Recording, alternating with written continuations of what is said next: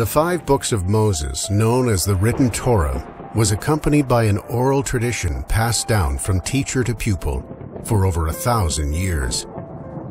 During this time, these ideas were not formally committed to writing, and in fact, it was prohibited to do so.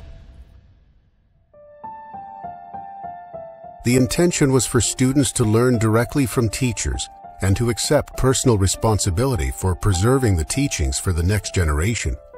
Yet toward the end of the 2nd century, the oral Torah was recorded in a book known as the Mishnah. Why did this happen? And who had the audacity to change the status quo? Rabbi Yehuda Hanasi was head of the Sanhedrin. His piety, Torah scholarship, and wisdom earned him the name Rabbeinu HaKadosh, our holy teacher.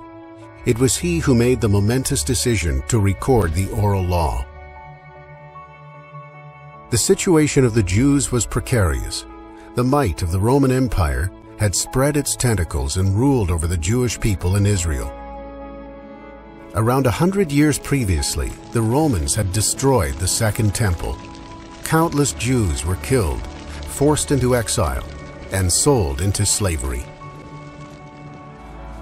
Similar atrocities occurred a few decades later, when the Romans crushed the Bar Kokhba rebellion. At certain points, the study of Torah was forbidden on pain of death.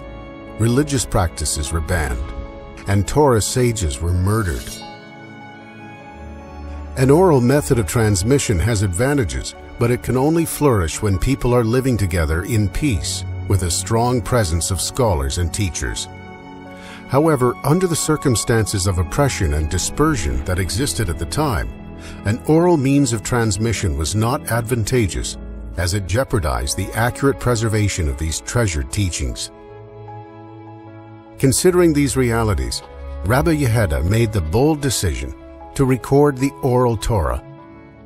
Indeed, over the next 2,000 years, the Jewish people often experienced great suffering, dispersions, and weakening of scholarship. Were it not for Rabbi Yehuda's revolutionary vision in writing down the Mishnah, many sacred teachings and practices would have been lost forever.